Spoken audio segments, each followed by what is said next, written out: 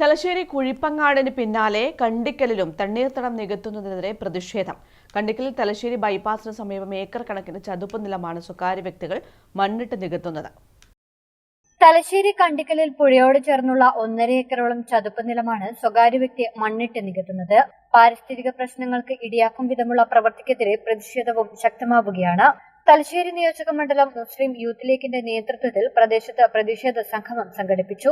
Youth league ജില്ലാ president Naseer Nellore പ്രതിഷേധ കൂട്ടായ്മ ഉദ്ഘാടനം ചെയ്തു. ചതുപ്പ് നിലം മണ്ണിട്ട് നികത്തുന്നതിന് പിന്നിൽ റിയൽ എസ്റ്റേറ്റ് മാഫിയാണെന്നും ഇതിന് ചില ഉദ്യോഗസ്ഥർ കൂട്ടുനിൽക്കുകയാണെന്നും അദ്ദേഹം ആരോപിച്ചു. തലശ്ശേരി ബസ് സ്റ്റാൻഡ് മുട്ടോളം വെള്ളത്തിലകുന്ന ഒരു കാഴ്ച നമ്മൾ പലപ്പോഴും കാണാറുണ്ട്. ഈ ചുറ്റുഭാഗം പ്രദേശങ്ങളൊക്കെ വെള്ളത്തിനടിയിലായി പോകുന്ന ഒരുപാട് രംഗങ്ങൾ നമ്മൾ കണ്ടിട്ടുണ്ട്.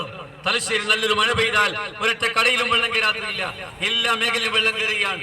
എല്ലാ പ്രദേശങ്ങളും ഇങ്ങനെ മണ്ണിട്ട് നികത്തി ആവശ്യക്കാർക്കനുസരിച്ച് അവരിഷ്ടം നടപ്പിലാക്കുന്നതിന് വേണ്ടി കൊണ്ടുവരുമ്പോ പ്രതിഷേധിക്കേണ്ടവർ, അതിനെ ശബ്ദിക്കേണ്ടവർ, ഇതിന്റെ പിന്നിൽ ഭൂമാഫികൾക്ക് വേണ്ടി, പണക്കാർക്ക് വേണ്ടി, സമ്പന്നർക്ക് വേണ്ടി എല്ലാ ആശയങ്ങളും, എല്ലാവിധ സ്വപ്നങ്ങളും, എല്ലാ പദ്ധതികളും പണയം വെക്കുന്ന കാഴ്ചയാണ് നമ്മൾ കണ്ടുകൊണ്ടിരിക്കുന്നത്.